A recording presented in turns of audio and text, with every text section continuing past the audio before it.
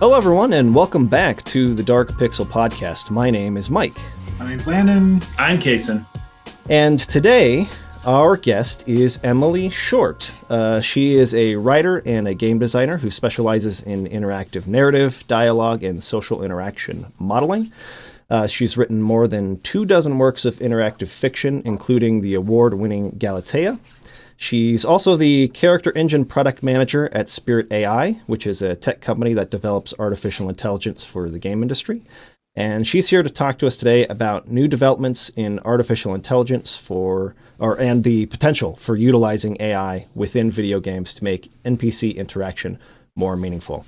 Thank you so much for being with us, Emily. Really appreciate it. I watched your talk at Game Lab, Barcelona last year. I thought it was absolutely fascinating, the work that you are doing. On our podcast in the past, we've talked quite a bit about video games as a storytelling medium and the potential for them. A lot of people will say that video games aren't quite there when talking about their how they're written and the kinds of stories that we're getting from video games when compared to other mediums. Yeah. And one way that I have thought that I guess video games could separate themselves or be unique as a storytelling medium is it's all with the interaction, right? So being able to actually speak, whether that's text to speech or whether that's typing in or whatever it is, speak to NPCs and have them interact with you in a unique way, different than from someone else who gave their own, sort of unique sort of input to that character. I am not a game designer, so maybe you can enlighten us a little bit on this, but it seems to me that a lot of research and development these days goes into graphics and animation, game mechanics to make killing more interesting and fun and exciting. But what I would like to see is more research done on the kinds of things that you are working on. So maybe you can fill us in a little bit on what it is exactly that you do at Spirit AI, and then what can be done to change, not necessarily get rid of what we're doing great now in games, but how can we bring more complex character interaction into games in a way that is marketable and profitable to be sort of like a defining feature for a game? Do you have any ideas on that? Okay, well, that's it's a multi-part question, yes, but I'll start with what we're doing. So Character Engine grows out of experience that I have and other members of my team have of writing for many years interactive fiction and indie games and in some cases academic projects where we were really interested in digging into how do we make characters that feel more realistic, that seem to have a social context, that have a relationship to the player that goes beyond just kind of a single axis of friendly versus unfriendly. But then also, how do you make that kind of system something that can still be used for storytelling? So it's still authorable, it still stays on track, it doesn't do a kind of Microsoft K thing of just completely going off the rails and responding with strange responses. So that's what Character Engine is really about, is modeling what is the NPC thinking, what are they feeling about you, what is their emotional state, what kinds of social interactions are we in the middle of with them, but not modeling that as a kind of it's not a full, like, I'm trying to model everything that a human being possibly could experience. It's not that kind of general AI. It's very specific to the game and the scenario that you're in. And as an author, you're sort of defining the dimensions that are going to matter for your character in this particular story. So a story that was, you know, kind of like a Tom Clancy-esque thriller might be about loyalty and patriotism and those kinds of things. And those might be the axes on which you're measuring your characters. A different type of story, you know, if it's a romantic comedy, it might be about a totally different set of issues.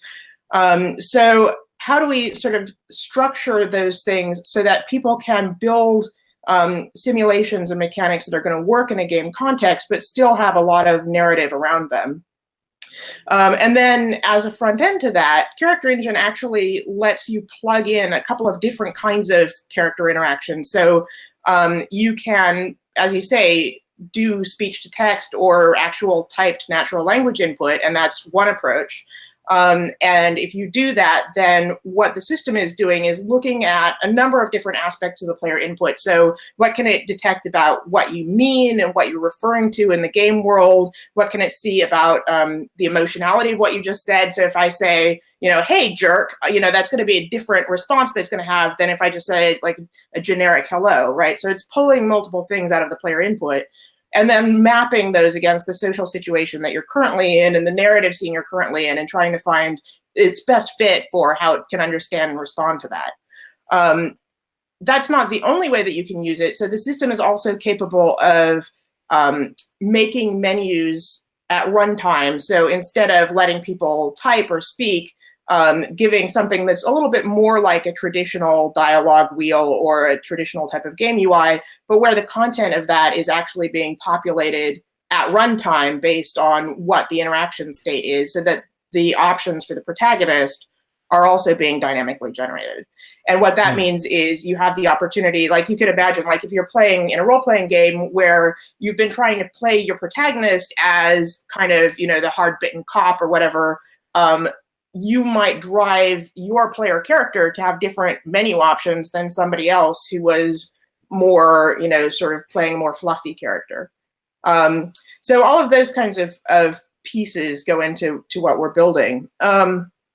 In terms of how to bring that kind of thing into the larger industry, I think there are a couple of different things, and one of them is what we're trying to do right now, which is de-risk this technically a bit, right? Like have some tools that people can use, have some design examples, be able to go to a game company and say, here's an engine that does this, here's an authoring tool, here are debugging tools, here's, prior art that shows you about how long it takes to build something like this.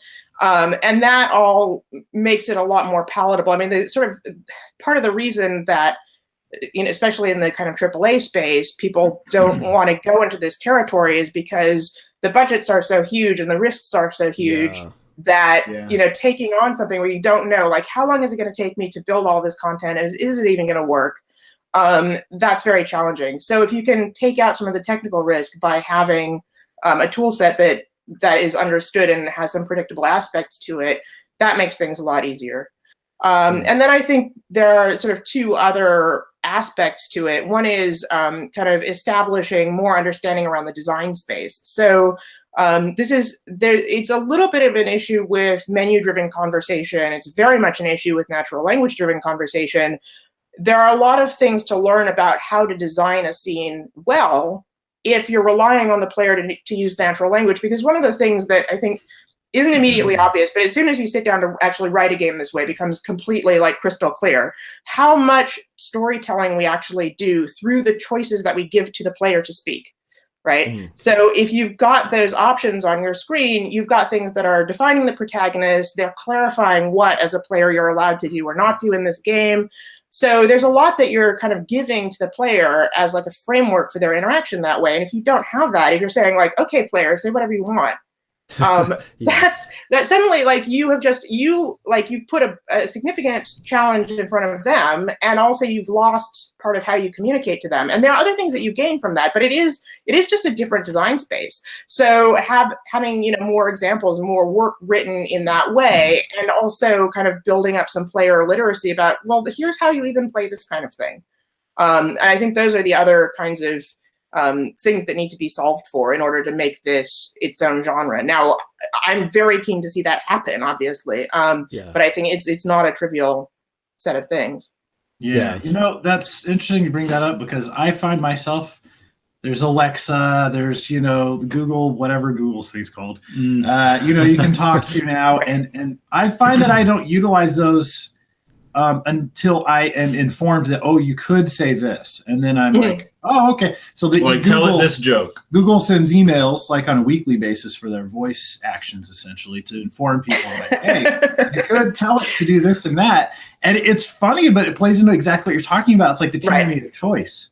It's like I could make any choice, and then I'm paralyzed, so I don't make any choice at all. I just don't even use the feature. Like, I don't use the voice communicating type features on my phone that much, because I'm just like, I'm just going to do what I know, and I'm going to type something into Google search instead of hope that if I say, hey, schedule an appointment for whatever, that it actually knows to do that. 'Cause there's nothing worse. Risky. There's nothing worse than where the technology stands right now than feeling like something should have worked and then it didn't work, and you kind of feel dumb. You know, you're kind of like, oh, okay, all right, I'm just not going to use this then if it's not all there. You know what I mean? That's where I find myself. Well, because you don't know, the boundaries are fuzzy. You don't know the extent to which you can push it or to which it can respond or understand you. Yeah. So I think, like teenage phase with that. Teenage phase. Kind of, yeah.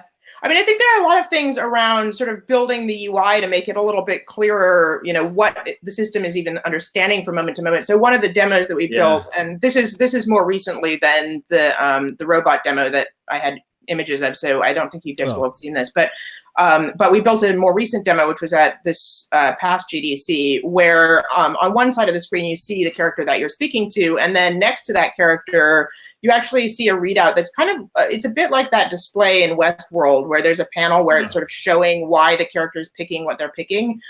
So at the top of that you see, like, here is what, like, the things that they picked up from what you said to them, like, I understood that was insulting, and I understood that you mentioned my mom, you know, that kind of thing. And then underneath that, there's like, you actually get a dialogue, it's not a dialogue tree in the conventional sense. So you get a diagram of how they're building out their sentence word by word and why they're picking those words. And kind of, you know, and sometimes it's, here's my response to what you just said, and now I've got a transition to picking up what I want to say to move the narrative forward. So you can kind of see all of that being built out. Now, I'm not saying that, like, every game interaction that we would have with this kind of character, you would actually want all of that kind of information, but there are ways to kind of give people a little bit more understanding of, like, okay, this is what you just did. Like, the action that you just performed, like, here's what was understood from it. And so then that's reinforcing.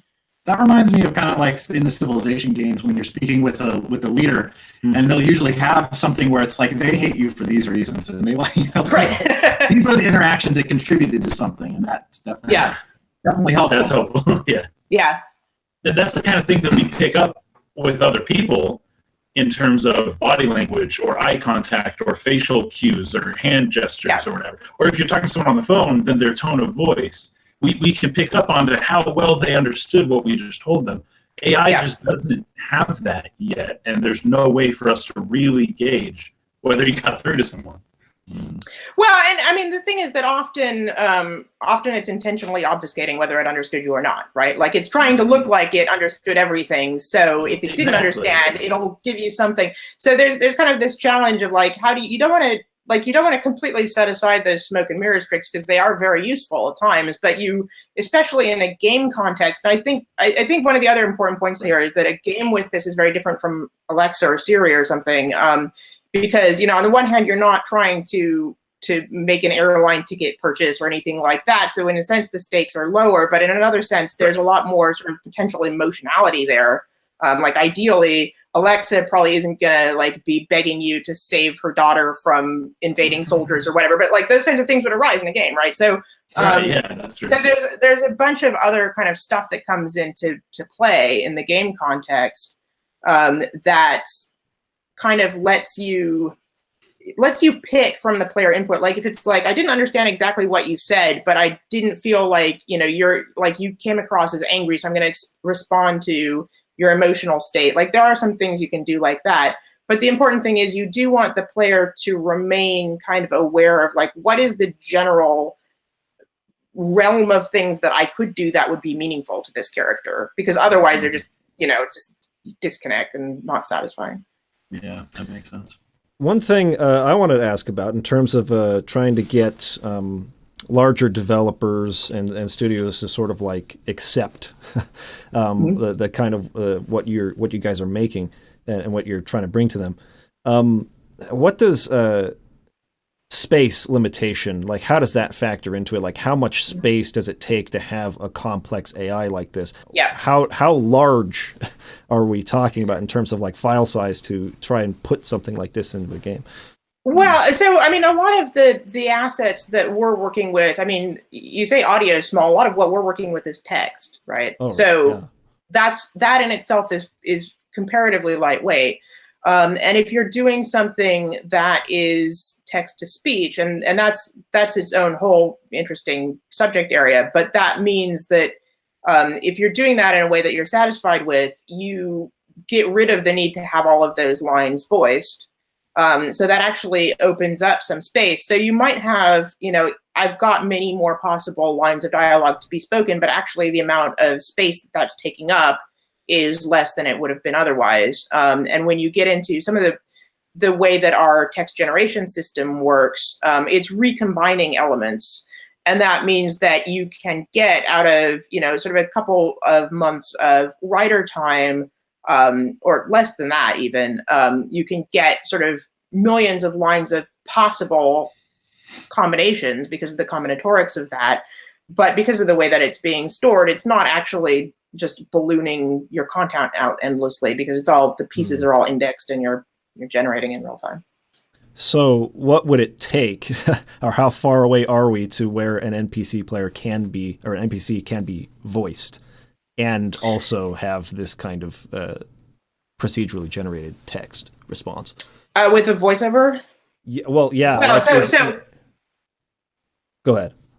Okay, so I mean, obviously, if you mean like have an actor, well, that would read all the variant lines. Well, exactly, right. I mean, like, it's like, here are n million variant versions of these lines. Like, sure. Nobody would have the patience for that. So the tech on this is, so I mean, if you're asking about sort of text to speech, the tech on this is moving incredibly rapidly right now. So if you look at what has been done with WaveNet, some of the deep learning based speech generation has come enormously along in the last 12 to 18 months. And it's kind of a thing where there's something awesome and new every few months, if you look at what's going on. The current challenges are, so some of the most recent sort of examples that came out of Google, for instance, like they've got a bunch of samples where if you listen to them, it genuinely is difficult to tell whether that is a human being speaking or not. It does not sound like a train conductor fake voice. It sounds like human. So that's amazing. The things that still need to be dealt with, but it's a kind of thing where you can see where we're going. So the trajectory it's going to resolve this. There's emotionality. So how do you capture not just like I am a news announcer reading this line aloud and I sound like a human being, but I don't sound like I have feelings about it. How do you get from there to something that actually captures the kind of performance that you get out of an actor? So there are challenges around that, and some of that has to do with doing enough different models of the voice. So basically, I don't know, how much technical detail are you interested in? I can go into like the longer or the shorter explanation here, depending. Tell us, will voice actors even be a thing in 10 years? I think they will. But one of the, it may be a thing where as a voice actor, what you're doing is you're going in and you're recording a huge number of samples, and then your samples are being used to train. Exactly, and then that's being used to train. Adobe's been doing that. Yeah, so I've seen Adobe. They released, what was it, last year or something, some sort of demonstration of that. Is that so? You're saying that's much further along than people think. So the two things are emotionality and being able to do all of this in real time, right? So a lot of the things that you can hear on Google right now are, produced at, like, take long enough that you couldn't run that in a game yet. Sure. Okay. But yeah, it is moving really fast. So the kind of interesting things, like at Spirit, we're not trying to solve that problem ourselves because people with a lot more money then we are working on it, and we'll just Okay. let them do that. But what we're trying to do is Right. make Character Engine able to plug into that technology as it comes online. So right now with Character Engine, if you want to, you can say like everything here needs to be voiceover, and I'm just going to use much less procedural generation in the text, and we're going to keep this simple. So that's an option.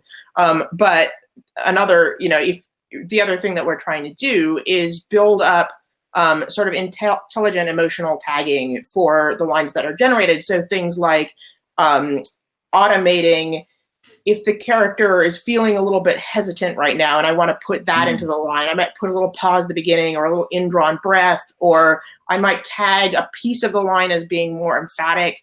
And having all of that kind of metadata alongside the line of dialogue itself is what's going to let you drive that kind of more emotive performance as the tool set comes along.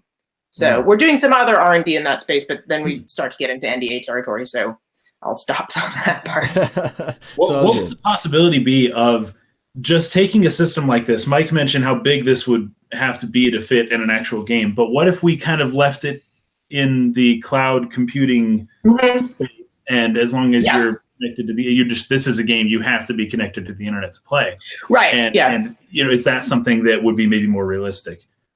That's also very doable. So yeah, I mean, we're developing for both of those possible applications. So the ability to have something that is cloud-based or the ability to have something that's device-based. The scope of what you need to accommodate obviously is you need a lot less content if you're doing something that is dynamic menu driven, where the system is making suggestions for the player. If you have something that's natural language driven, then the range of sort of material that you probably need to cover is just larger because you've got more potential inputs from the player that you need to accommodate, right? But the flip side of that is with some of the generative text stuff, you can take a database of information and have the NPC be able to deliver answers based on that in a way it's actually just generating that. And that means you can do things like, kind of load new content into that database for the dialogue to be generated from at different points in the game, or bring things in, if characters are doing something in an MMO that you want to remember and refer back to later. So you can actually be sort of changing that database of knowledge over time, and then have the characters speak about it without having individually authored every single line about that. So how would the ESRB rate a game? Where you can, the computers can't say anything. It can no. I mean, this is very important. It cannot say anything, right? Like, it's not learning from players in real time in the way that some of the, I mentioned Tay earlier, like they're, kind of things that are sort of pulling in input. Like, and you could imagine why you wouldn't want this, right? Like you go to an MMO and there's a bartender, and over time, like he turns into this like horrible Nazi or something. It'd be awful. Yeah, someone brings Hitler into the equation, and it's like, right, and it's just like you just ruined everything. Understand political practice. So yeah, I mean, obviously, what we're trying to do is support something that is really dynamic and responsive, but remains within the realm of what the author of the game wanted, meaning that like it's not going to start seeding in any content that isn't either in the database that you're building and you control what you're putting in that database, or in the authored content that you created. So if so you control the gates on that, right? And then the place where we're bringing a little bit more kind of machine learning and computational creativity is actually into the natural language understanding, and then into the authoring tool. So the authoring tool, and this is something that's still coming along, but the authoring tool can do things like suggest, like, you have this word in here, maybe you want to understand these synonyms, or maybe you want to do these other things. So having some of the AI be directed towards helping you create that content, but then once the content is created, it's not going to just do things that you didn't anticipate. In that sense. Very, very, very fascinating stuff. I seriously, like, I am so into this because I really feel like this is sort of the next step in terms of storytelling, unique storytelling for video games. I think so. Have you played? Do you play many games? I play a lot of games. I don't play. I mean, there's a lot that I don't play because, I mean, who has time to do everything? But Yeah. Right. yeah. Well, I had a question pertaining to that, but I think you wanted to say something about Mike talking about stories. Oh, all I was going to say was, I came into the AI from storytelling in the first place, right? Like, I was interested in doing certain kinds of interactive narrative, and increasingly realized that in order to make that experience that I wanted to make, I needed it to be more and more procedural. So it wasn't like I sort of came at it from an engineering perspective first. It was sort of like, all right, well, I need to keep learning this extra stuff in order to do what I want to do for the player. Yeah. Right. So what went wrong with Mass Effect Andromeda? No, that I can't speak to. Sorry. Okay. I wonder if you had a perspective on that. Okay.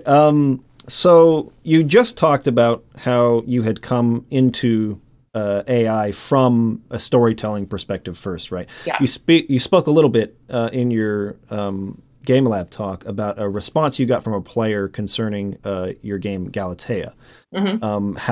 How I guess they felt about an NPC interaction. It really made them feel deeply. So taking that into consideration, first of all, if you'd like to share that experience, that'd be great.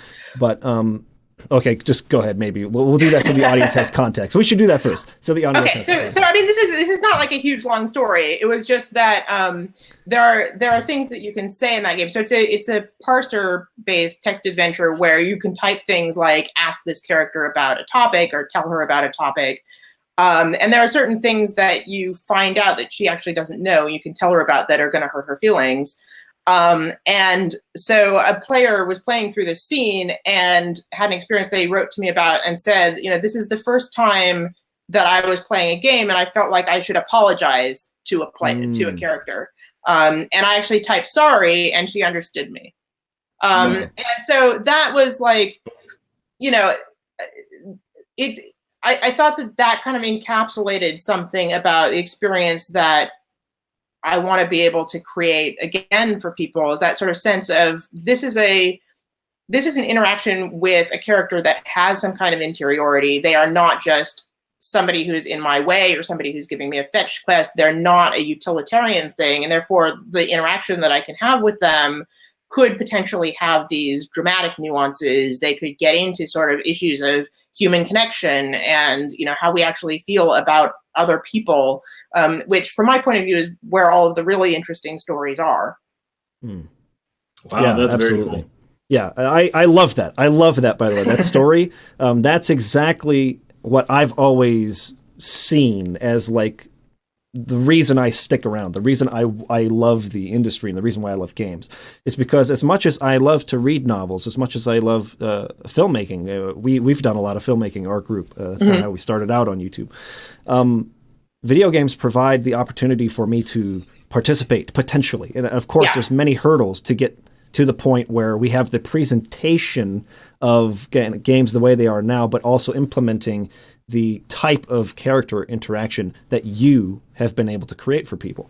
So taking that experience into consideration, let's see, what kind of progress is being made towards making that a reality in a large-scale game? Say something like The Elder Scrolls or some kind of large role-playing game. How much progress is being made, and how far are we off from seeing something like that implemented? Well, I think this ties into, a lot of the things that I was just saying about, how do systems like this become productively available to large scale engines in general? But there's also a writing component. And I think, part of it is, do we have a system that is sophisticated enough to generalize about the point of, you just said something to this character that ought to hurt their feelings, and therefore we're now in a space where they're going to have a reaction, and it would be socially appropriate to apologize. And if you apologize, there should be another reaction. Like that kind of generalization, that's a piece of it.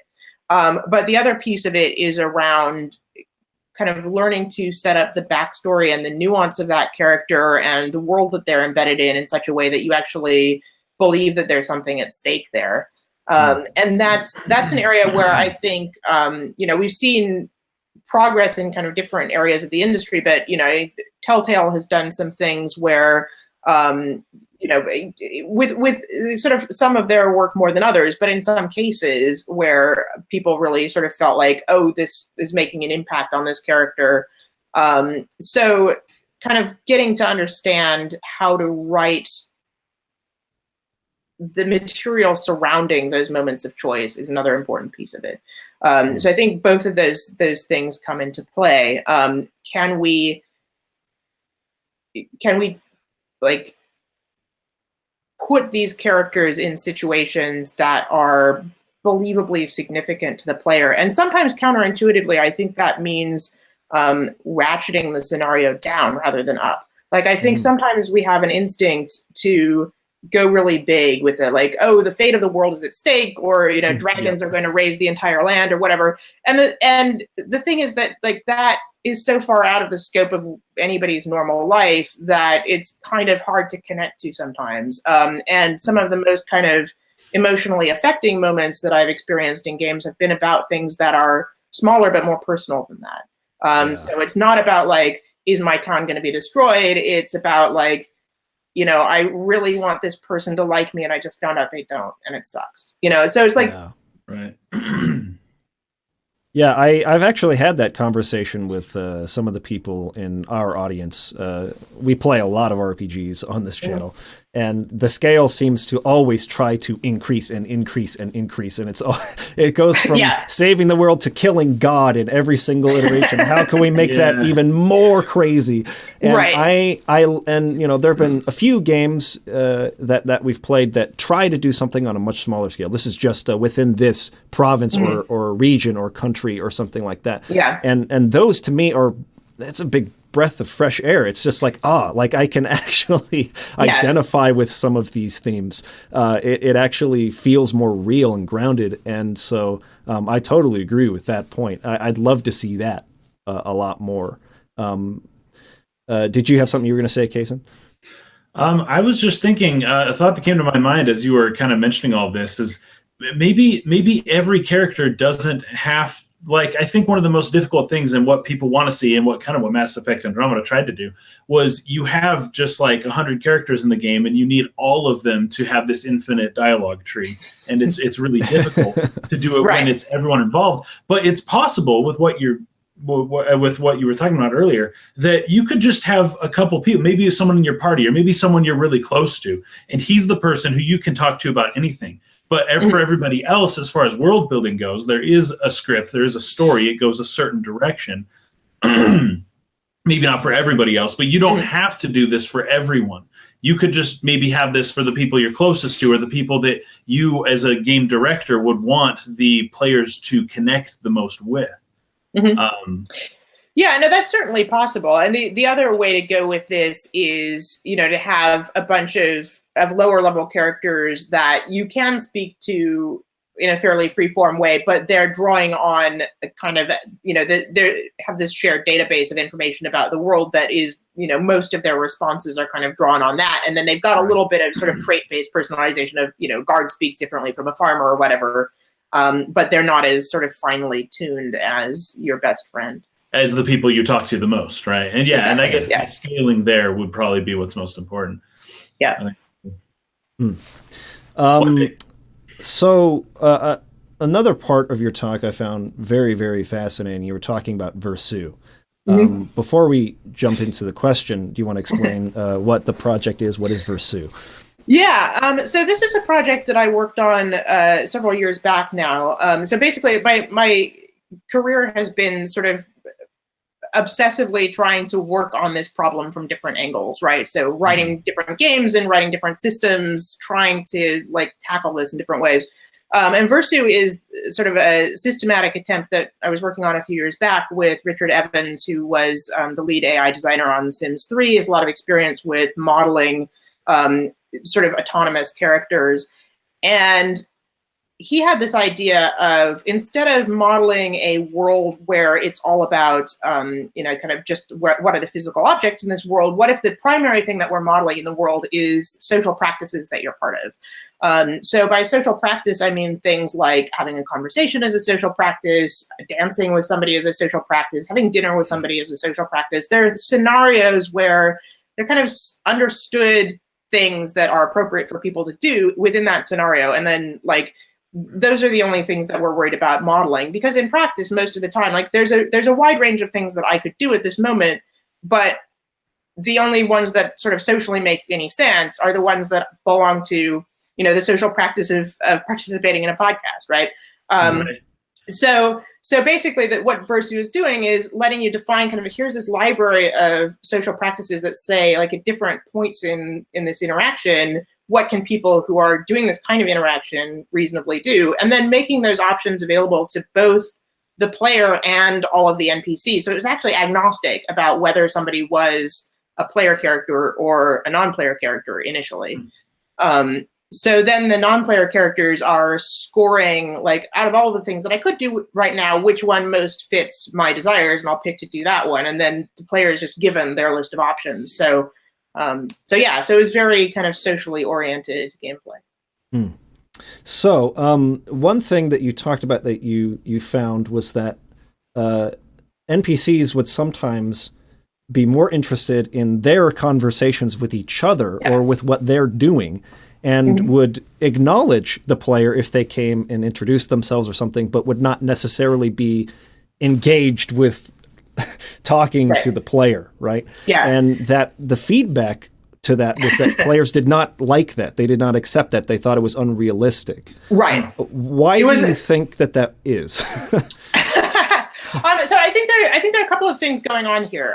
So we had, just to sort of ground this a little bit more, we had done a lot of reading about conversational pragmatics, actual studies by people looking at how conversation flow happens in real life, and what determines turn taking and who gets to speak next and who pays attention to whom and all that kind of stuff. And one of the things that we had built into our system was the idea that characters are more likely to pay attention to other characters that they have an emotional investment in. Which meant that if you came into a room where there's a boyfriend and girlfriend talking to each other and you try to have a conversation with them, they might just kind of say hi and then go back to talking to each other mostly, which is a thing that happens in real life all the time. Sure. But players reported that as buggy and unrealistic. And when we changed the scoring system internally to make the NPCs prefer to respond to players, we then got the feedback, oh, this is much more realistic. So I think there are a couple of interesting things here. One is obviously it's not more realistic. We made it less realistic in order to make players comfortable. That doesn't mean that the players were wrong to request that. I think there's an important distinction here that I think you have to bear in mind whenever you're trying to design this kind of system, which is that in addition to the relationship that the player has with the NPCs, there's the conversation the player is having with the game. And it's important for them never to feel like the game has stopped paying attention to them, even if the NPCs have stopped paying attention to them. So what we were doing wrong there was not communicating to the player, oh yeah, I see you, but they're just ignoring you. So I think it would have felt less buggy to people if the system had said something like, oh, Jane is too wrapped up in Brandon to answer you right now, or something like that. Then that would have felt all right, it is realistic. I'm getting that information. Because the player wasn't getting information about what was going on in the NPC's mind, that felt weird to them and unsatisfactory. The other thing here is just, sorry, go ahead. No, I just thought that was really funny. Keep going. Sorry, I tend to monologue. You keep going. Break this up into pieces. So the other part, though, about that is that you always need to listen to players when they tell you they're not having a good experience. What they tell you is the reason they're not having a good experience or what you should do about it is usually wrong. So that's just in my experience, yes, they definitely aren't, they're what's happening is not what they want to have happen, and they're accurate about that, but it's not realistic was not the problem. So Do you think there's something like an uncanny valley of sorts when it comes to realism, but with maybe audio, with dialogue, with the kinds of things that you're working on? Yeah. Where when things become too realistic, people I don't know. They're repulsed by it. They think I should be able to read someone's mind. No one can read anyone's mind, but we're so used to that now, and it's so simplistic that when you try to be more complex about it, people kind of freak out. Do you think that kind of plays into it?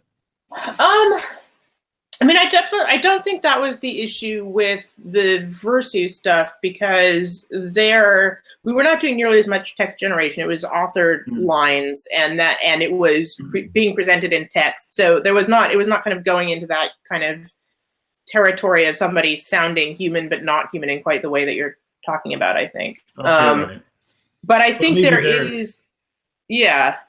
Even though it's text based, yeah. Yeah, I mean, I think there definitely is a thing where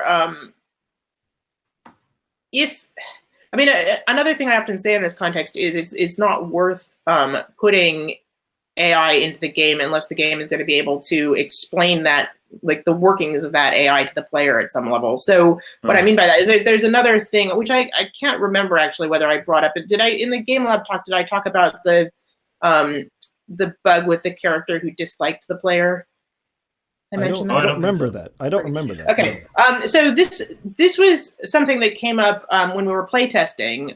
Richard was playtesting a scene where he had dinner with some characters, and then he went into another scene of the story and met a character who had not been there during the dinner scene, and that character was really rude to him, like, as the first sort of interaction that they had. And Richard was like, well, like, what is going on here? This must be broken. Like, I'm not supposed to have a negative relationship with this character yet. Well, what had actually happened, like, when he went back and through the trace of events in the log, was one of the other characters had formed a negative impression of him during dinner and then gone off and gossiped to this character before the other character ever even met him. So the other characters, like, came into the room already, like, having heard a bad reputation about the player character, and therefore, like, was unpleasant.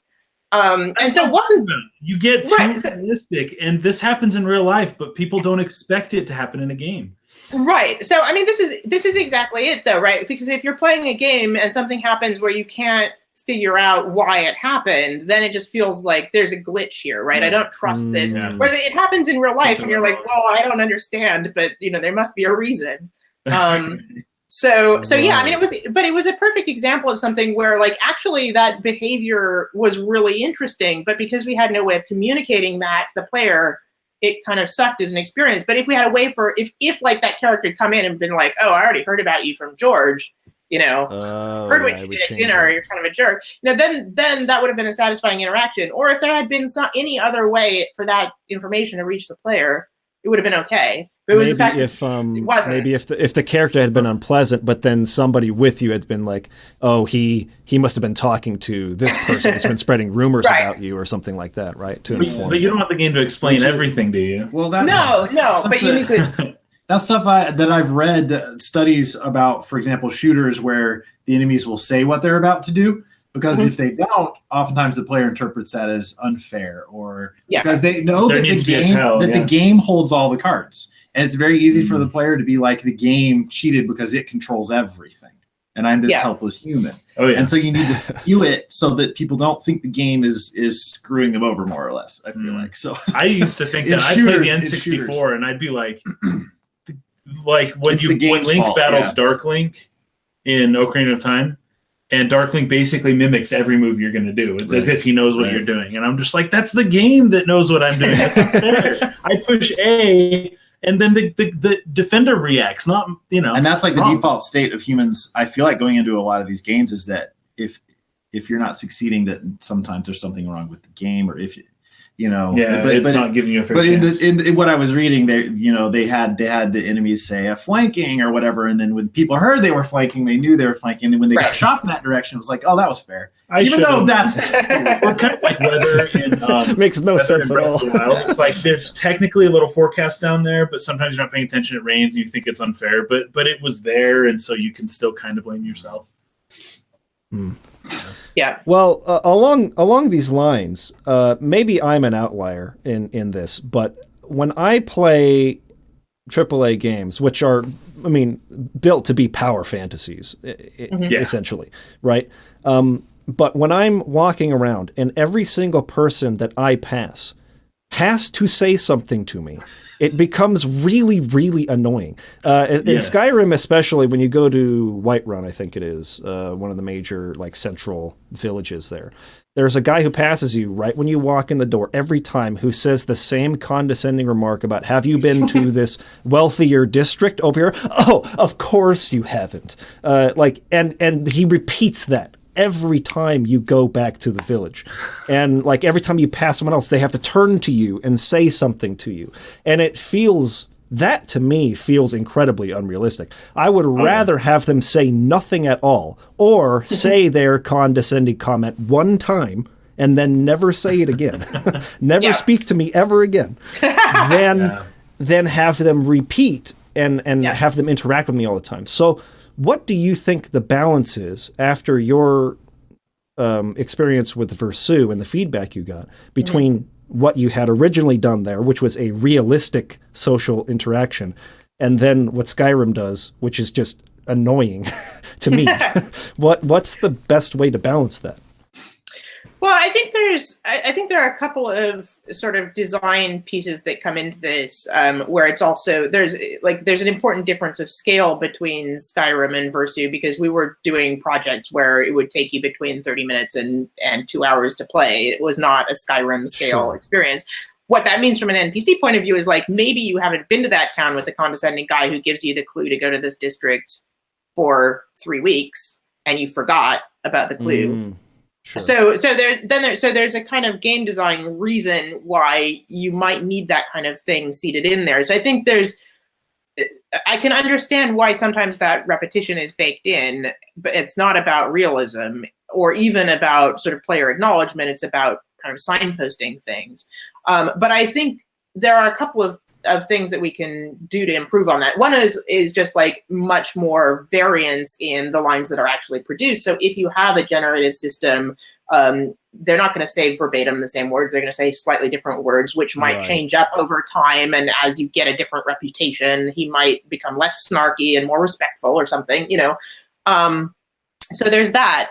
The other piece is around how do we let the players have better ways to ask when they're lost. So the ability to ask questions, and this kind of gets back to having non-player characters that have knowledge about the world that comes in a kind of a database format where, you can ask things about like, what's over there, and they can, formulate an answer for you. So that becomes less about the game has to always be the one pushing that to the player. And maybe the player has a little bit more room to query things like that.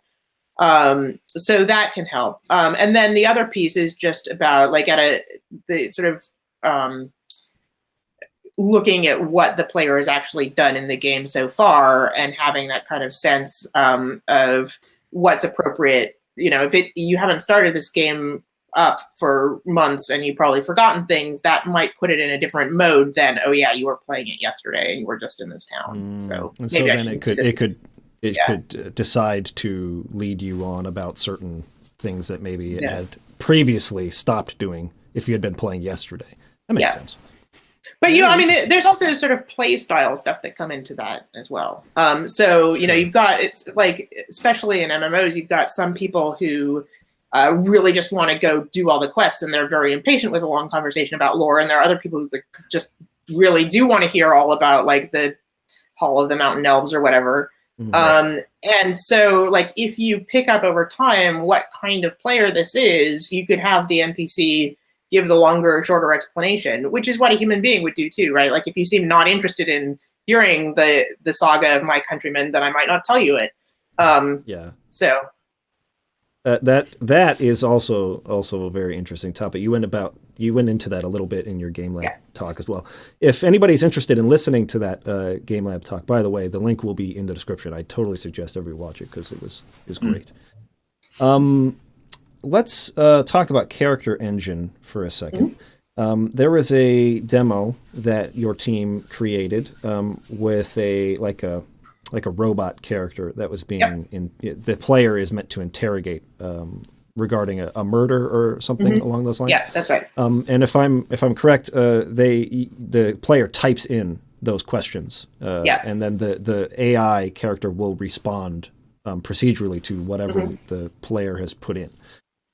So with AI able to interpret incoming speech and react to it with improvisational or procedurally generated responses, what kind of challenges are writers going to face when creating their stories and directing the players, right? Because for anybody who's ever done a D&D campaign, especially if you've been a dungeon master, you prepare all week long. You think through as many scenarios as possible. You create all this stuff, and then some player does something you don't expect, and they roll a natural 20, and you have to let them succeed at that thing. And so you have to start changing your story kind of on the fly, right?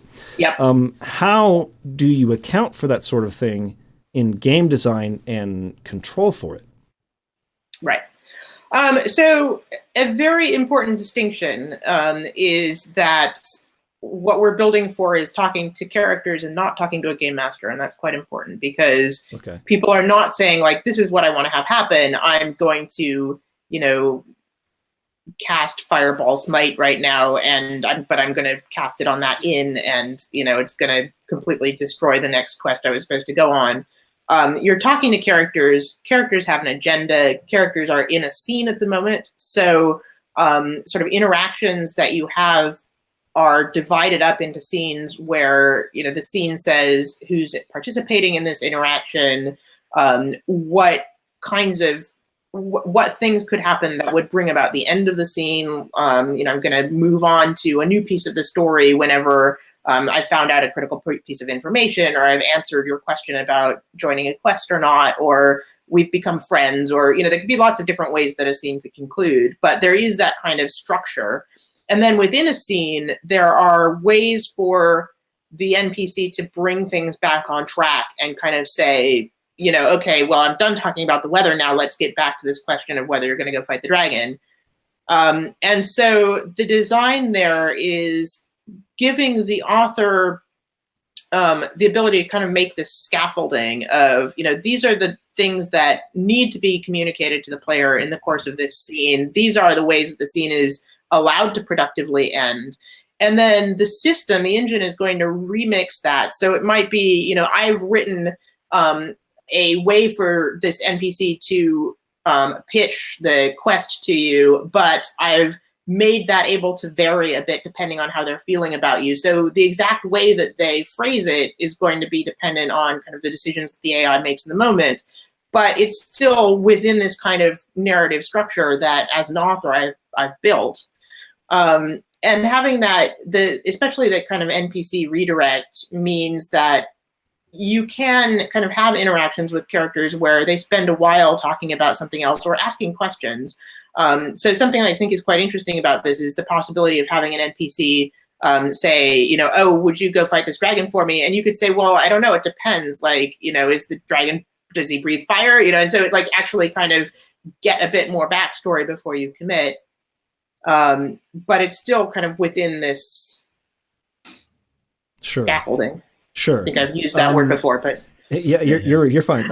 This is digging a little bit into a question that one of our audience members asked a little later about idleness, player idleness. But stepping away from the idleness aspect of it, like how do you redirect a player when they're saying something? Because you know what people are going to do. Some people like me are going to play very well into how they're being directed through what they're receiving from the NPCs. I'm going to talk to them about the topic at hand. But there are some players, some people that I know who want to test the boundaries and go and crazy. And that's part of the fun. Yeah. So how do you direct a player who's trying to off-rail a conversation or say something completely out of context, or like, how do you account for that with the AI sort of responding and sort of trying to get the player back on track with the conversation without feeling like maybe you're being condescending to them? You know what I mean? Well, I mean, the thing is, okay, so two things. One is that this sort of gets into a broader piece of design experience, but the areas that I typically find most necessary to cover thoroughly from a point of view of, you know, creating the content are, what are the things that I communicated to the player that they should do? And then also, what are the things I communicated they should not do? Because they're going to be like the polar opposite of what they should do is what some people are going to do to be perverse. And then like there's other stuff that some people will try. But like sometimes you can kind of anticipate some of the negative territory as well as the positive territory, which is helpful. But then for the rest of it, it kind of falls back to the NPC has an agenda in this interaction, right? Like if I came to your house for dinner and I just started talking like just gibberish, you would not, like, there would only be so many interactions where you would try to answer the gibberish, and then you'd be like, are you feeling okay? Like, what is wrong with you, right? I mean, because, you know, at some point, like, you're, Yeah, I think this is funny because Mike brought up two scenarios, which I think are super realistic. But there's a third scenario, which I think the programmers or possibly people like you are wanting to go for, that I don't think very many people are going to do. And I think gamers have a tendency to not treat people in games as people, but as objects or as a means to an end. Like if I walk up to this person, push A, they're going to tell me something important, right? And not seeing them as a person is, I think, a huge, what do you call it? Roadblock. Barrier? Barrier in what AI is trying to do. You know, you could have a fluid conversation with somebody as if they're an actual person. How cool is that? Yeah, but I just want to know how to get to the castle. Or like Mike said, I'm just going to try and get you to say something stupid and laugh. Or, you know, there are very few people who are going to be like, oh, this is a person. Let's have a friendly conversation. And that, I think that is going to be the hardest thing to get over. Like gamers don't see NPCs as anything but objects. It might be very difficult to get them to see them as anything else. No, this is a really interesting area, and it's really important. And it's something where, like, I agree with you, but I think this gets into design rather than tech, but it's really important. So the design answer here is that it needs to be interesting to model the interiority of that person, because the mechanics of how you treat them matter, right? So like a conversation needs to become gameplay in a way where it's actually like, you know, you are making kind of gamerly decisions about, am I going to answer this question or am I going to refuse? If I refuse, is he going to beat me up? Am I going to threaten him? Or is that like, do I want to escalate the stakes here or not? Like so what you want is a system where the structure of it is mechanically deep enough. You go beyond that kind of, you know, lots of games have sort of Fable style, or that was even, I think, brought up in one of the questions that you sent me, Fable style mechanics, or mechanics where, you know, it's like, I need to bring you, you know, 50 gold pieces worth of gifts and then you'll like me, right? And that's a tedious mechanic and who cares, right? But if it's about like, I'm in the situation where you could do what I want or not, but I don't know how, like, I'm trying to gauge exactly how far I should push you. Should I be violent? Should I be flattering? And in order to make those decisions, I have to be thinking about what you think and what you know. And suddenly that becomes actually part of the gameplay. So I don't think it's cool. Like, I'm going to persuade players to be nice just because they should be nice, like morally. Like, that would be cool. But I don't think, I think that the game actually needs to be an interesting gameplay in that way. And a lot of why Character Engine is interesting to me, both the natural language side and actually the dynamic menu side as well, because we can build options for people to speak that nobody would have time to write in a conventional dialogue writing kind of context. It's all about player expressivity, right? Like, if you are in a sort of conventional scene and you have 3 options, which are like, or maybe just 2 options, I've got the Paragon and the Renegade way of interacting with you, right? And that's it. And I can't do the like, well, I'm going along with you for now, but actually I don't really trust you kind of response. But how interesting wouldn't it, wouldn't that be interesting if you could kind of hedge your bets like that? So you seem less interested in getting people to see them as people. It's like, okay, they're a means to an end. They're a mechanism to get the player what they want. But how the player gets what they want is going to be what's going to vary greatly, in this interaction, right? That's more or less. Well, I mean, but part of the, like, basically the mechanics of that become about seeing them as a person in a certain way. Like, it may be, there may be sort of a puzzle box aspect of it, but it is gameplay about sort of human interactions rather than gameplay about the physics of bullet trajectories or whatever. And in that sense, yeah, having a dialogue becomes part of the gameplay. I think that's really cool. So, one thing that we've talked about before in the past as well is tutorial design, which tends to be very, very heavy in RPGs. But something like, let's say, in Mario, that's a lot simpler game. They teach you mechanically with the powers that you get and stuff about how to play this game very, very early.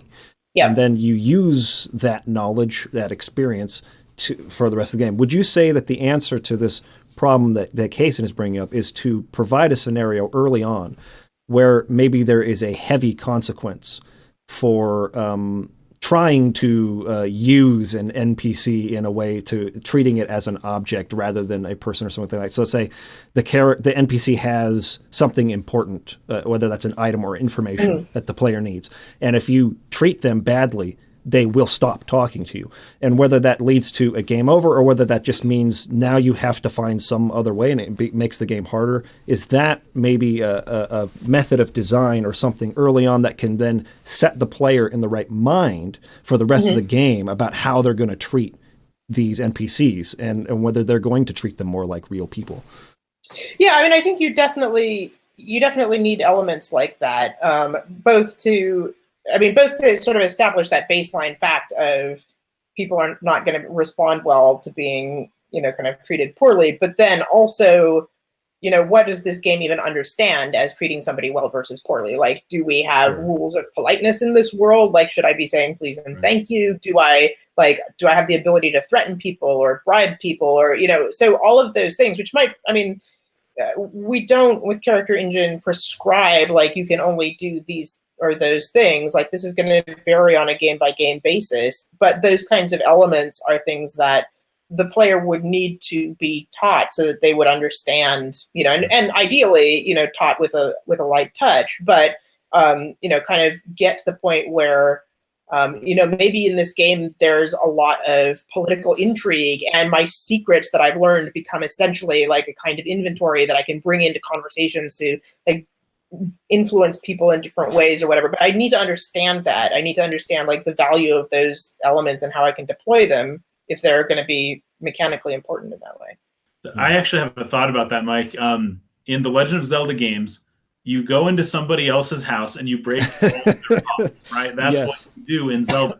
But all of a sudden in Wind Waker, the first city you go to Windfall Island, you go up to the auction house, and he's got the really nice vases, right? And you're like, oh man, there's got to be good stuff in these. So you go and you break it, right? So I think the first pot in someone's house that you essentially see in the game. I don't know if there's any on Outside Island. There's only a couple houses there, but you go and break it, and immediately the owner of the house is like, "What are you doing? You owe me money for that vase," and you end up having to pay to replace his vase, right? And from that point forward, it's like, oh, I can't just break things in people's houses now. Like, it kind of grounds you, and I think you at some point in the game you still can go into people's houses and break stuff, but it's kind of the game addressing itself and being like, okay, do we want a Zelda game to always be a game where you go into someone's houses and break all their stuff? Well, no. How do we stop it? Well, at the first chance people get to do that, let's have it be a very negative consequence. And then suddenly people are playing the game differently now. I don't break pots as often in Wind Waker as I do in Ocarina of Time, that's for sure. Sure. And then in Skyward Sword, when you go into somebody else's house and you try and go through all their stuff, open their dresser and their closet, and Link is always like, I shouldn't do this. And he doesn't, he's like, I shouldn't look. And you go into Zelda's wardrobe, and it's like, I shouldn't look. And it's so funny. But at that same time, I all of a sudden, throughout the rest of the game, I'm not going through people's stuff in other people's houses now. And it's like, okay, well, that's the Zelda game director people are, funneling me in a direction that's a little more realistic. And it just takes some negative feedback at the beginning of a game to get me to play it differently throughout. Yeah. No, actually, that brings me to a question, Emily. Do you see a need? I feel like video games exaggerate things oftentimes to make fail states very clear and obvious to the player. Conversations can be so subtle sometimes and nuanced. I feel like oftentimes you'll play a game where it's very obvious this person's mad at you. Now, like I keep thinking of Oblivion when you try and go through the conversation system in Oblivion, and it's very obvious when something hasn't worked out in your conversation. Is that I don't know. What are the pitfalls with having more nuanced results from a system like this, where a player maybe isn't super clear on whether they succeeded with something or not conversationally? Mm-hmm. Well, so I mean, this is again something that you can kind of ramp up or down on the authoring side. So if you want to heavily telegraph in Conversation Engine, you can, right? So you can write things where people are reacting badly. In the demo that we built for GDC, there's a female character that you're interacting with. She comes up and asks you who you are. If you respond with something that she finds offensive, like if you say like "hi sexy" or something, she will like immediately in the next move like be like, "Oh, okay, you're a barely civilized person," like, and she'll use sort of rude epithets to refer to you when she's responding. So you definitely can be like, the immediate response can be there. I think it's a situation where kind of the duration of the game and the amount of time that the player is spending on individual conversations is going to also affect like how much nuance and how much play you want in there. So if you've got something where it's like, I've got 3 lines of exchange with this character, that's going to need to be very clear. It's going to need to sort of, there's an outcome, it's going to happen quickly, it needs to be completely like well communicated, especially if it's at the beginning of something. But if it's a thing where like I've been playing this game for 60 hours and this character is my best friend and we spend a lot of time together, then you kind of expect that any individual thing that you're doing is not as strongly influencing the relationship anyway, right? Like, because that's just kind of how people work. But I think at that point it becomes okay for the variance to kind of damp down a bit. So that makes sense. Yeah. So going back to AI and its ability to respond procedurally to what a player has told them, how does this change like the writer's art, right? Because you're not writing the words that the NPC says like games do now or traditionally do.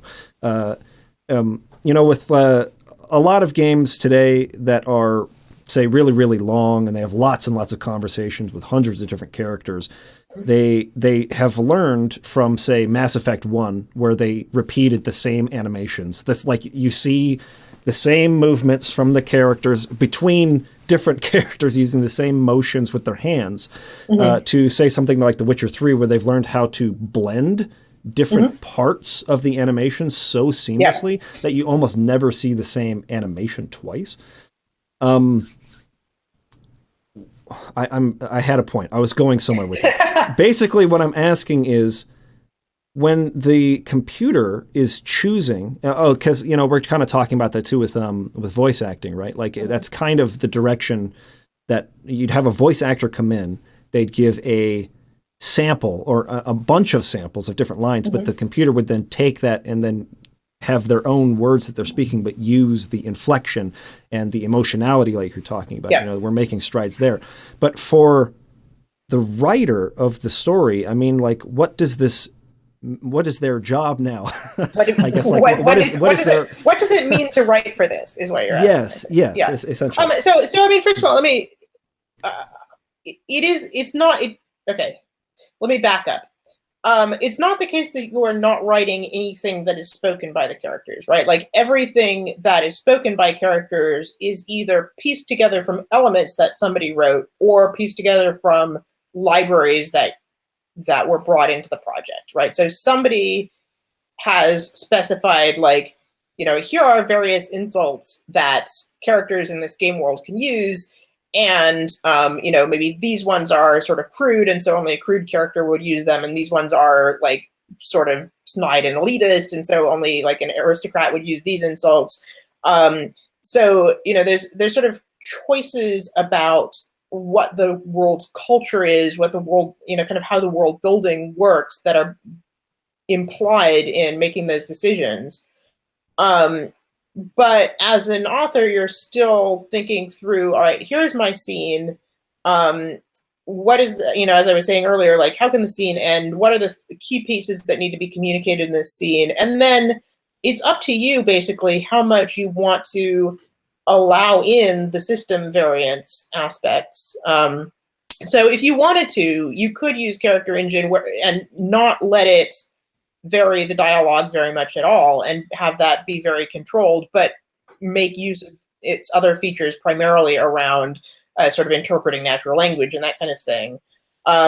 Or you can really go to town with the procedurality and say, I've got these sort of pieces that get plugged in whenever a character likes or dislikes me, and then it's going to go and do a whole bunch of choice making from its selection of possible ways to express that, and pick what it wants to do. So there's kind of a spectrum of how much do you want to hand roll individual wording and how much do you want to leave that open to the system. And what I find in writing for this myself is that sometimes sort of key moments of key scenes, I want to allow less variation, or I want to write multiple variants, but I want to kind of, put some care into them as the author. But then in other places, whether it's, things where a character is answering a player's question about things from the knowledge model, or something where a character is responding to a social situation that might arise many, many times, that's something where I want to let it be a little bit more fluid. So the way that I kind of think about this from an authoring perspective is you're laying down this structure, you're perhaps controlling the critical moments of delivery, but then you're leaving the rest to the system to improvise a little bit. And it's like you've got a musical score where whoever is playing that instrument is going to riff a bit, but it's still your piece underneath. Yeah, that makes sense. So you're saying that in critical moments or key moments of the story, the writer would still have the dialogue they wrote. You have the option to do that. You have the option to vary or not vary as you wish. As much as you want. So there's a big spectrum there. That makes sense. So then if the player says something that's way off the cuff or something non-expected, then the procedural generation would come in and how to respond. But when they get back to the topic at hand and he's going to explain the lore of the story or whatever, that could be a set in stone written piece of content that the writer did. That's awesome. Okay. Thank you for answering our questions. We have a couple of others from our audience that we'd like to turn to you now. Chris Guin is the first one. He wrote this. I think about games like Fable that promised more freedom with respect to how you could interact with the world's NPCs, but once I felt like I had figured out the NPC system or how the different attributes impacted the character responses, I immediately became bored. Part of the appeal of narrative games, at least for me, is getting to experience a constant infusion of new content. Taking character interaction out of the pure writing space and into the AI space seems to risk making something that could be content and then making it into mechanics. And once mechanics are learned, there's still potential enjoyment from mastering them, but the discovery or novelty element is greatly lessened. Have you come up with any cool ways to make sure that mechanics of the AI are opaque to the player? And also, what are ways you have seen or have come up with for writers to make sure that AI characters are still fun to explore and discover and represent fresh, new content? Right. So part of this, I think, some of this we've, in a sense, already touched on in things that I've talked about earlier. But I think it is a really good point. What I'm going for personally, and I think a lot of the people who are interested in using the system are also going for, is not something where we're just handing off interaction with characters to a mechanical system, but it's instead that the mechanics are enriching the interaction with the content. So I might just, for an example, like if I've got a scene where this character is going to insult me, then as an author, I might write, that kind of that moment of like, I've authorially decided I want them to insult me, but I'm going to mark that was an insult, and then I'm going to hand off to the AI system the ability to interpret the player's response to insult, and sort of tell, like, did the player take offense? Did the player like turn out to be too wimpy to react to that? Like, what are, kind of how did you respond, and how is that going to procedurally change the character's response to the player? Those kinds of things. So, so the aim is to sort of have the mechanics let the player, as we were saying earlier, be more expressive, have more intentionality. And this is something I think about a lot. The sort of in player agency, the difference between perceivable consequence and intentionality. It's easy to get perceivable consequence in existing dialogue trees because you can see like, oh, I said this thing that was rude, and then the character's mad at me, and that's easy enough. But intentionality is a lot harder to get in a lot of the sort of the current types of structures because you don't know what dialogue options you're going to be offered, and in particular, it's hard to set up any kind of multi-chain plans. Like at most, you could be like, oh, I'm going to take a decision to just always be rude to this character and see what happens, and you can do that. But the sort of more subtle things of I'm going to try and make this character nervous and then see if that makes it easier to get information out of them, right? Like that kind of planning is just not possible with the current systems because the mechanics underlying content are not there, right? So the aim here is like, can we put some of those mechanics into a scene where the actual content of that scene might be completely unique to that piece of the game, and there's like what you're achieving by maneuvering the NPC that way is brand new. So there's that kind of excitement of discovery, but it's paired with the player experience of actually being able to form and execute a plan, or if your plan fails, to have it fail for a reason that is not the computer didn't understand you, but is like you were actually thwarted somehow or something. Very interesting. Yeah, that makes sense. Okay, the last question comes from Dude McGuy. He asks, have you created any simulations where the player's silence or indecisiveness can be considered an actual input in the conversation that changes the AI character behavior? Some games have an NPC give a scripted response like, is that all? But allow the player to continue the conversation as if there was no awkward silence. In real life, if I start a conversation with someone but can't decide what to say after a while, the other person might get annoyed, puzzled, try to ask me a leading question to keep the conversation going, change the subject entirely, or perhaps just leave. Have you ever programmed an AI character to change the flow of the conversation based on player input of silent or idle? Yes, several times is the short answer. The longer answer to that is actually the very first piece that I built, Galatea. You're talking to this character, and she part of the point of that interaction is that she's trying to get you to regard her as more human and less like an object. And there are certain points in that conversation where she has more to tell you about a particular topic. So you ask her a question. In the first turn, she'll answer with a certain amount of information. And then if you take another turn where you don't say anything, she'll actually continue talking about what she had been talking about. But it's kind of only if you're patient enough as a player to elicit that, are you even going to ever see that content. So there it wasn't so much the NPC is mad at you for not saying anything. It's the NPC wants to be listened to, but you're conditioned as a player probably not to listen. So that's kind of an extreme example. Another semi-extreme example is a piece that I did, which was quite a short piece, which was basically a comedic retelling of Cinderella. And in Cinderella, like in the Grimm version, I don't think this comes in Disney, but in the Grimm version, like there are these sinister birds that peck out the eyes of the stepsisters, and it's quite creepy.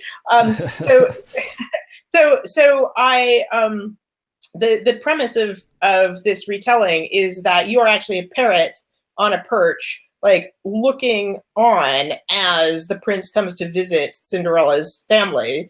which explains like why you can kind of only blurt out single words. It didn't really have like full natural language understanding. You could type keywords, but because you're a parrot, like just blurting out weird words is fine. So what happens is like the NPCs keep talking to each other about like, oh, you've come to try these shoes on the sisters, like how nice, you know, one of them might be the person you're looking for. And they're having this conversation, which will continue to go on. But when you inject words into the conversation, then they respond to the topic. They're like, oh, you know, like this topic has just been brought up. And so they'll talk about that and then kind of revert to their flow. But if you don't say anything, they'll just progress by themselves. So that's another example. But there's a lot of kind of space with this. Versu actually let you, as a player, kind of decide when you wanted to take action at all. So you could kind of keep just waiting and not even get your kind of menu screen, but just like wait while the NPCs interacted with each other, and then decide like, okay, at this moment, I've decided I want to say something. I'm going to bring up my list of options. And unless it was some sort of critical moment in the story where you had to decide something, you could just sort of sit through a dinner party with your mouth shut if you wanted to. People might comment that you were being kind of silent, but that was an option. So I think a lot of the sort of interest value of that depends on what the social stakes of the silence might be. And then the actual design decisions around it vary a lot depending on whether we're talking about real-time interaction or turn-based interaction. Because obviously, like, if you intentionally take a turn of silence, that is a bit different from being silent in a real-time interaction where it has to decide at a certain point, oh, too long has elapsed and now it's become awkward and I need to prompt you or something. And the thing to be cautious about in the latter case is that there are a lot of reasons why people stop giving input to their games that are not necessarily intentional, right? Like if something happens, like I've got a toddler and they do something stupid and I need to suddenly walk away from my console, that wasn't an intentional input. It was just, you know. So there are kind of design considerations about that where you want to keep that sense of I'm still in conversation with the game in an interesting way, and that might be translating to conversation with the character. But I don't want to penalize players for like having a real life that sometimes interacts with them either. And you can kind of frustrate players if you're not careful around that. But different platforms have different kind of affordances around this too. So in VR, for instance, where you've got a strong sense of the immediate presence of the character and most other distractions blocked out, it's a lot more natural to have a real-time responsiveness from the character, and responsiveness to other things too, like gesture proximity. Like we did an example, little demo with the same robot character in Character Engine put into VR, where she would feel more threatened if you got too close to her. So there's kind of like an extra piece there. That's awesome. Jeez. This is gonna change the way people speedrun games. Like, how quickly can you get the information you need? Do you not talk? Do you stand closer? Do you just let them run through it? Do you like demand certain things? I think there's room for. Well, and then 10 years in the future, someone's gonna find out. Oh, if you just do this, then you can go even faster. Yeah, that'd be crazy. What were you going to say, Emily? Oh, just it opens up new realms of possibility for Twitch, I think. But yeah, certainly, certainly. Well, that is the end of our topics for today. Did either you or Kaysen or Landon have anything else you wanted to add or ask before we wrap up, or anything like that? No, not right now. No. Well, the only thing that I can think of, and we sort of addressed it, is with this upcoming, because a lot of things that happen in games tech-wise, it's not. Like the PC space is driving things for sure, but consoles are still where a vast majority of people have their gaming experience. And what would you like to see in the upcoming console generation that would make your life easier with this kind of stuff? Are you concerned with GPU being a bottleneck, or is it CPU that's a bottleneck? Well, so there are things that can be sped up with GPU, but most of what we're doing actually is not, unless we layered on quite a bit more to what the natural language piece is doing than we're currently doing, it would not be significantly accelerated by GPU. So it's probably more a CPU kind of thing. But I think gosh. I know built-in Yeah, I mean, a lot of microphones like Microsoft with the Kinect, for a while, everyone who bought one had that. It, kind of means interacting. That was their intention. Yeah. I don't know if they're going to have that be a default thing that people just have moving forward, and I don't know if that's a hurdle for a game that would rely so heavily on something like this. Yeah, I mean, certainly for something that's natural language based, specifically for something that's speech based, you want your microphones to be as good as possible, and ideally, I mean, it might be a case of headsets or something, because proximity, like we've got something next to the player's mouth, you're going to be clearer. Basically, all of the things that you can do to make sure that you're reading that speech as accurately as possible, because it gets really annoying if they keep misunderstanding you. So that's but and that's an area where you kind of you want to make sure that you're not making assumptions about your audience that will backfire. Like the same issues that arose with sort of video accuracy in the Kinect, like people from different backgrounds might have different accents or pitches of speech, and that comes in. So that comes in on the speech to text side, but it also comes in. This actually kind of gets a little off the console question, but into something else which is quite interesting, which is there's also some interesting tech becoming available now about using cameras to detect the emotionality of the player. So like, what is your expression? Like, do you seem to be happy or angry or whatever? Which is interesting and could easily be used as an input for our system, because you can have inputs like that are emotional or gestural. But again, like, it's really important to not forget about cultural differences there, because like different cultures, people express emotion with different sort of degrees of emphasis. And so there's been some really interesting sort of studies comparing reading facial expressions from people from Greece versus people from Sweden, and they were quite different. So, if you're trying to build a system around those things, there are pitfalls if you don't sort of think about the global aspect. So that increases the workload for the localization team then on that side. All of this is stuff that can eventually be resolved, I think, and potentially even in a way that doesn't require sifting through on a game by game basis. I mean, I suspect that we will get to a point at some point where a lot of these things, a lot of this is just, do we have enough data to model all of the different variances that we need to account for? And then once that data is collected, using the techniques of machine learning in different ways to account for that. But, a lot of the machine learning training challenges are just around like, okay, like we can get a lot of examples of white middle-class Americans doing this, but, does that cover everything we need to cover? Yeah, that makes sense. So it's just a matter of time, collecting lots of data, feeding that data to the machine. and trying not to be. Yeah. No, go ahead and say your thing first. I just the other side about data collection is trying not to be too sinister and big brotherly about it either, because see also Facebook, right? So we need to be careful what we're doing. There's a lot of trouble for what they've been doing. I was gonna say, I think that would also underscore the need for going to what we talked about like an hour ago. Probably the preference to have an internet connection and a cloud base for a lot of this stuff.